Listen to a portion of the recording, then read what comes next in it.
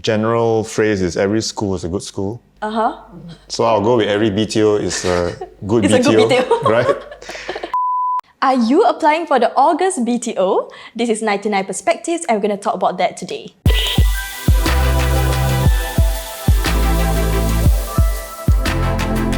Hello everyone, I'm Eliani and welcome back to another episode of 99 Perspectives. So today we're going to discuss more about the upcoming August launch. And because we received so much love and support for our previous BTO guest speaker, we've decided to invite him back into the show. So here we have Terrence, who is our 99.co content editor. So thank you so much Terrence for being here and ready to share your knowledge and insights for this upcoming launch. Yeah, you're welcome. Thanks, Eliani. Thanks for inviting me back. Of course. Okay, so you guys know the drill. Let's do a quick TLDR of this launch. There's a total of 4,960 units in 7 drawn sites spread across 6 locations. So this includes Ang Mo Kio, Choa Chu Kang, Tampines, Jurong East, Woodlands, and 2 in Bukit Merah. So just by looking at the list right now, there's a good balance of mature and non-mature estates in this launch. So mature estates include Ang Mo Kio, Tampines, and Bukit Merah, while the non-mature are Choa Chu Kang, Jurong East, and Woodlands. Okay, so Terrence, maybe you want to do like a quick introduction for each of these projects? What's interesting is the largest project will be Choa Chu Kang with almost 1,980 units, which is a mix of 2-room flexi, 3-room, 4-room, and 5 rooms. So Choa Chu Kang is probably the one with the most range, right? And size. The smallest will be Tampines, which is only 260 units on offer. It's only offering 4-room and 5 rooms. What's interesting is that it's offering a 5-room option, but on a small quantum. We don't know exactly how many will be 4 rooms or 5 rooms out of the 260. So, but it will be one of the more hotly contested estate for this particular exercise. For the rest, what's interesting also is Ang Mo Kio, which besides 2-room flexi, 4 rooms and 5 rooms will be offering a 3-gen option. So this is for multi-generational or extended families. What I'm saying is there's a good range among the 6 different sites and it has something for everyone, especially if you're a first-time homeowner. So previously in May, right, there was an announcement saying that one of the Bukit Merah projects will be shifted to the August launch. I think in the previous interview, which we did, we talked about Bukit Merah, which offered 2 sites, right? One of them is at the Alexandra View site. And the Henderson Road. And the Henderson Road site. So the Henderson Road site went ahead in the May exercise, but the Alexandra View site was shifted to the upcoming August BTO exercise together with the Havelock road site, right? One of the reasons why it was shifted, according to MND, Ministry of National Development, they needed more time to review the project and to spread out the location of projects between mature and non-mature estates. But another theory that I have also is because of prime location public housing, PLH, right? So we know that in the last exercise, Bukit Merah was designated as one of the PLH sites. So if they have added the Alexandra View site as well, it would seem like maybe a riskier move, right? In terms of the take-up rate then, because you basically have more PLH units on offer in terms of the balance against non-mature estates. Okay, thank you so much, Terrence, for setting the context for us. So like what you mentioned, we'll probably omit out the Alexandra View plot since we already covered it in our previous BTO analysis video. But if you guys want to check out that particular site, you guys can click on the link here. Okay, so Terrence, after so many years of looking through like BTOs, right, in your how many years of career, what do you think about this August launch? Anything in particular that you find interesting? Okay, so first things first, comparing the August launch with the May launch, for example. Normally, they will launch between the 25th to 27th of the month. So last May was between those dates. I think February was similar, if I'm not wrong. But August will be interesting because August 12th is the start of the Hungry Ghost month. And traditionally, people don't buy houses during the month, right? Okay. They don't renovate the house, they don't buy the house. And if you've seen last year, I think August, the BTO was before the Hungry Ghost month as well. So I suspect that this upcoming August BTO, the launch will be earlier as well, within the first 2 weeks, to avoid clashing with the Hungry Ghost month. But just to give you a quick summary, in this particular BTO exercise, what stands out is that the 3-gen flats in Ang Mo Kio, the Bukit Merah Alexandra View site that was moved from the last exercise, Tampines, which is located in Tampines East, nearer to the town centre, compared to Tampines North, where most of the recent BTO projects were planned. Jurong East is interesting because it's actually a straight road down to Jurong Central. Woodlands is interesting, as you mentioned in your video, I think, 8 minutes drive to Woodlands checkpoint. So those are the few things I think is interesting in this particular exercise that maybe compared to the May BTO exercise, I think are some of the highlights. Okay, like what you mentioned earlier, the 3-gen flats, right? Maybe we can expand more on that. Yeah. So when was the last 3-gen flats that was introduced in a Yes. BTO launch? One of my team members, Virginia, she wrote about it, mentioning the 3-gen flats in our Ang Mo Kio review. The last time we saw them launch was in February 2020 at Canberra Vista. So Canberra is in the north side of Singapore, right? What's good about 3-gen flats is that they are for bigger families because although they are still 4 bedrooms, 2 of the bedrooms will come with attached bathrooms.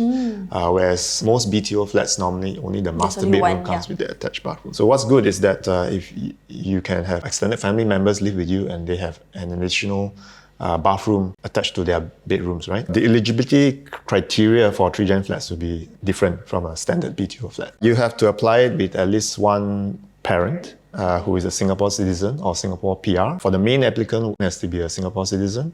And then the co-applicant can be a Singapore citizen or PR. Yeah. Okay. Usually, what's the price range for these 3-gen flats? Because usually we will compare like 5-room or 4-room flats, right? Normally, is it like significantly higher than a 5-room? Considering like the size and everything? Yeah, so the last time when Canberra Vista was launched with a 3-gen flat option, the price didn't deviate too much from a 5-room flat from other BTO projects in that launch. So I would say that for this particular 3-gen flat pricing for Ang Mo Kio, it shouldn't deviate as much from the price of a 5-room flat. And one of the reasons I think is because of the restriction, like what I shared, you have to apply with at least a parent, and that would kind of lessen the pool of potential applicants, right?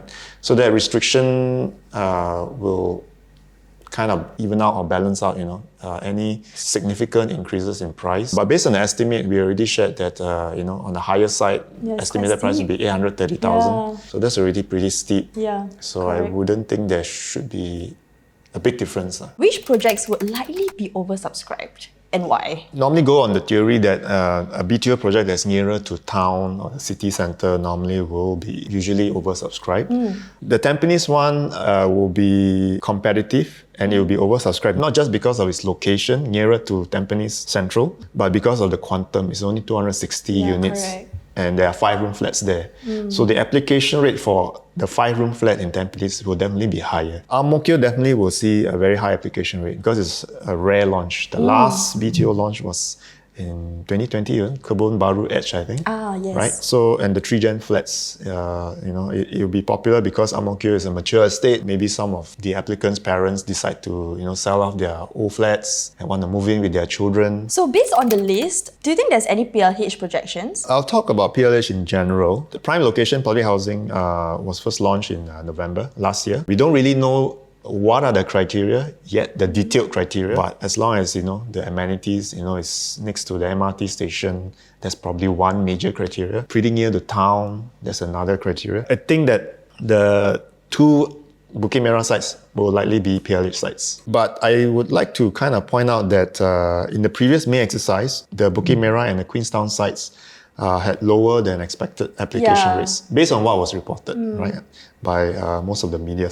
I would say that we have to kind of understand the factors for application rates in general when it comes to designating a BTO site as a PLH site. Another factor would be the available resale flats around the area or flats that have recently completed their minimum occupation periods, which may make PLH flats less attractive to homeowners because they have other options. Right? The number of available flats in the BTO project also play a factor in the AR, like what I mentioned for Tampines. Another factor is that PLH flats tend to be smaller in size, measuring about 89 square meters for a typical 4-room flat. A typical 4-room BTO flat is about 93 square meters. So it's kind of space as well. So it may not be ideal for everyone. On the off chance that the government decide not to deem either one of the Bukit Merah sites as PLH sites, then there's the risk of confusing home buyers, right? Definitely, I think it's a little bit of a strategic kind of a plan,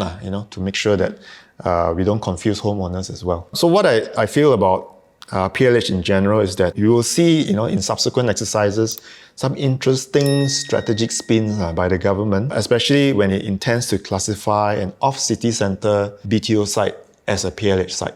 right? Based on previous application rates, based on the take-up rate, and based on the available resale flats around the neighborhood. But what I would also advise most people to look at is not to look at just the application rate, but also look at the absolute number of applicants. Okay. Yeah. So what about the Ang Mo Kio project? Like, it's slightly outside of the central region, right? So do you think that it might be caught up in this model as well? Based on what we've seen in previous sites that were designated as PLH sites, most of them are pretty close to, say, an MRT station. Based on what we've seen in the previous exercise where the Bukit Merah site, Henderson Road site, was designated as a PLH site, it's highly likely that the existing upcoming 2 Bukit Merah sites will become PLH as well. Otherwise, it will be confusing if they're not, right? Correct. And already those 2 sites make up about 1,000 plus units. So if the Ang Mo Kio site is also a designated PLH site, we're looking at about 2,005 units in total. Like 3 projects that are PLH sites. Maybe a little bit risky in a sense, but looking at Ang Mo Kio itself, it does have the qualities of being a PLH site, but it's also a site that offers 3-gen flats. So there are potential that people who buy the Ang Mo Kio project intend to stay longer because you're staying with your parent, for example. So it's either or. I can't. Yeah, it's a bit on the fence also, right? So I can't tell you. But based on the factors that I've shared, personally, I feel that it's highly likely it may not be. Okay. Because Bukit Merah is probably already a designated PLH site. But it's unlikely that the 3 of the sites would be PLH. Unlikely, but not completely. Could be possible also. Yeah. Okay. Yeah. Okay, let's touch on the pricing. So I think this is one of the most important things that home seekers actually prioritize when seeking a home, right? Finding a home. Our team over at SRX have actually crunched the numbers based on past resale transactions and launch prices to come up with estimated price point. In general, Terence, what do you think of the price point for this launch? Is it too expensive? If we study past BTO launches, recent resale prices of flats that have MOP, right? And general neighborhood trending prices. A typical 3-room flat outside the city is usually around 240,000 to 260, 340,000. Off-city center 3-room flats. 4-room flats around 300,000 to 490,000, depending on the maturity of the estate and the amenities. And the 5-room is around 420,000 to about 650,000. Also depending on the various factors. In our articles, we've mentioned that a 3-room flat closer to the city like Bukit Merah is around 370,000 to 530,000, while a 4-room flat in say Ang Mo Kio or Bukit Merah would be around 530,000 to 770,000, depending on how close it is to an MRT station and the city. A 5-room in Ang Mo Kio, we estimated it based on the various factors, maybe around 680 to 830,000. Wow. So that's almost a million. Very steep, yeah. Yeah, but based on what we've seen with Canberra Vista 2020, it shouldn't be too far off. So which of these sites actually worth the projected price point? You know, the general phrase is every school is a good school. So I'll go with every BTO is a good It's BTO, a good BTO. right? But similar to previous BTO exercises, there are different BTOs for different segments of societies, depending on your home buying journey. If you're grown-up children or you are an elderly and you want your children to live with you or you want your parents to live with you, then Ang Mo Kio has 3-gen flats, right? But if you want to live next to an integrated healthcare facility or you want to shop in JB, the Woodlands site is worth the projected price point, right? If you want to be near a CBD town center but you don't want to stay too near the city, then Jurong East or Tampines, Jurong Lake District, Tampines Town Center, right? Tampines Central. If you want a better chance of securing a flat, and you're looking for a 5-room, then I think the Choa Chu Kang option is there. What's interesting about the Bukit Merah site, the 2 sites, right? The Havelock Road site in particular, if you look at the map, it's actually opposite Boon Tiong Road. So Boon Tiong Road, Tiong Bahru, right, is where a few 4-room $1 million flats have been sold in the resale market. It's just opposite. Okay. Yeah, so that neighborhood may be interesting for Bukit Merah Havelock Road BTO when it enters the resale market. But because we know that it's going to be a PLH site, so probably we'll only see it after 10 years. Yeah, the value, whether it's appreciated. Okay, talking about appreciation value, right? What other developments might surface in the area that will help with rejuvenation of these BTO sites? So among the BTO projects, this time around, I think the Choa Chu Kang project may potentially be one of the highest appreciation because it has a 5-room flat option and it's cheaper than the Ang Mo Kio 5-room flat. It starts off being furthest away from an MRT station before the Jurong region line comes up. The Keat Hong LRT is 5-10 minutes walk, but you have to do a transfer at Choa Chu Kang, right? It has one of the broadest range of schooling options, right? You got Choa Chu Kang Primary, Southview Primary, IT College West is there, Choa Chu Kang Secondary School. From an appreciation point of view and the infrastructural development point of view, the Choa Chu Kang site is interesting from that perspective.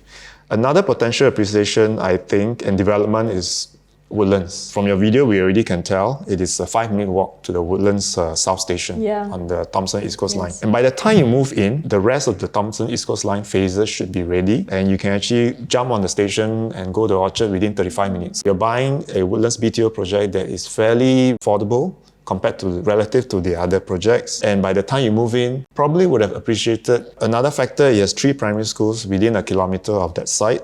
Innova, Woodlands Ring, and Woodgrove Primary. Republic Poly is just nearby. Yes. And then, of course, the health campus, which is the size of 11 football fields. Wow. Big, right? It will be open progressively from 2023. Then you have the Woodlands Future Business Park. If you look at a URA site for that region, the Future Industrial Park in Woodlands, a Future Commercial Centre, a Woodlands Waterfront, which is facing Johor. And these are all future. Yes. Not developed yet, not announced. The plans are still in the works. So these are potential factors for appreciation. Then you have the Singapore Rapid Transit System link, right? This will be ready by end of 2026. This Rapid Transit System station, the link station, which is called the RTS Link Woodlands North Station. It will be linked to the existing Woodlands North MRT station, the one that's already at the Thomson East Coast Line. Imagine you own that Woodlands flat. You come down, the Woodlands North Station is there, you can get to Orchard within 35 minutes or so, but you can also hop on the transit link and get to Bukit Chaga Station in Johor Bahru, and the journey between the two stations is about 5 minutes. So if you don't want to drive for 8 minutes to Woodlands checkpoint, you can take the train for 5 minutes to get to Johor Bahru. Awesome. Okay, so what are the rental opportunities for some of these projects? For Ang Mo Kio, I would say that it's a mature estate. You have the option to buy a 3-gen flat with your parent, and depending on how long you hold on to the property, there should be rental potential for Ang Mo Kio as well, because you have your 5-room option, if you're a 3-gen flat option. For Choa Chu Kang, there's the Jurong region line, the upcoming Choa Chu Kang station. And for Jurong East, definitely the Jurong Lake District. Tampines, I believe, because it's close to the Tampines Regional Centre, Changi Business Park, there should be rental opportunities there. And then for Woodlands, like what I shared, the health campus, people who are working in that health campus, it would be great if they can rent a place nearby. And then for Malaysians or PRs, for example, who are working in Singapore, who wants to be able to travel back to JB. And then for the Bukit Merah sites, the 2 sites, if you want to live close to the city, yes, there's the option for you there. And then I would say that the flats will be smaller, but it's compensated by the proximity to the city and the amenities. Okay, so let's discuss stack placements. So the best stack for me, comparing all the projects, would be the Ang Mo Kio one. I think the one that will have an unblocked view will probably be the west-facing stack. It's very subjective. You will probably be exposed to the afternoon sun, but what are your thoughts about that? For some, I think for, if I'm not wrong, the Bukit Merah one, the northwest, potentially if you're on a higher floor, you can actually look beyond to the GCB Chatswood Park. For Tampines, I think there is a view of the Tampines Eco Green Park, if you're on the north-facing stack, I think. And then the south-facing, I think, is facing the Gongshang Primary School. Yes. Yeah, so if you don't mind noise, traffic, and you want an unblocked view, sometimes facing a school is a clear bet. Yeah, correct. Right? But what we do is we usually wait until the launch when HDB releases the floor plans of all the different projects, and then we do a follow-up on the stack analysis. So that will give our readers and audience a clearer view of the stack placements. Okay, let's move on to the amenities. Let's discuss the current best and the future best. As we discussed the projected prices earlier, right? I mean, it must be justified with certain amenities or convenience. The best one for me, out of all the projects, would be Ang Mo Kio. When we went down to the site, you literally have everything there. The town centre is just right beside. There's the library, there's the National Healthcare Group. So everything you need is just within walking distance. And you have I think 3 or 4 malls. I think that is one of the prime amenities that Ang Mo Kio has. There's also the Ang Mo Kio hub, which is also an integrated transport hub for the bus interchange and the MRT line. For future best, I would say it's the Woodlands project. So as what you mentioned, there's the health campus, there's a lot of things coming up there, and also the Singapore Transit line. So that is probably one thing that you guys can look forward to. Okay, so how about you, Terence? What are your favorites, I would say, in this launch? I will still go with the phrase, every BTO is a good BTO. Yeah. We can just repeat that in the whole Yeah, video. that's right. But I wouldn't rule out like Tampines because it's really within close to the town center, Tampines Central. And Tampines Central is already quite, there's a there's lot like of 4 malls malls, there. yeah. For Jurong East also is similar. It's a similar setup when it comes to amenities. It's one straight road down to Jurong Central. Jurong East Central. For Choa Chu Kang, it's a little bit in between. You have your LRT, but then there's the upcoming Jurong Region Line station. Then you have your Woodlands, which I think for future development, yes, in terms of amenities, it will definitely be more things happening. So I think there's a lot of opportunities there in terms of growth, in terms of amenities. For the Bukit Merah one, I don't have to say much. It's near the city. Just come down, the station is there. It's the Singapore River just outside. So amenities-wise, it's definitely all there. What do you think about the Choa Chu Kang one? I mean, it's very close to the Tengah town, right? So do you think that might help in terms of amenities? So what I think in terms of amenities is the stations will play a part in getting you to like integrated stations or to town centers. So for example, with the Choa Chu Kang one, once the Jurong Region Line station is ready, you can hop on it and then it will take you to, say, Jurong Central. So in terms of amenities, that is how I see that setup. But if you read the review from us for Choa Chu Kang, it's actually a very peaceful and quiet town. Yeah, it is. It's near all the Kiat Hong developments. Yes, that's right. And there are some parks, gardens, very nice. So serenity, peaceful, environment for your children to grow and play.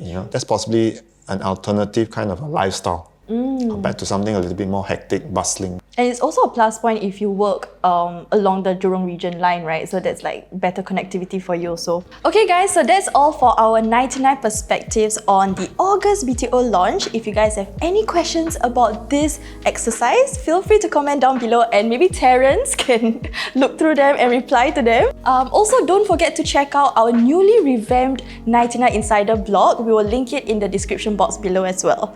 So thank you so much guys. Don't forget to like and subscribe to our YouTube channel and we'll see you next week. Bye! Bye!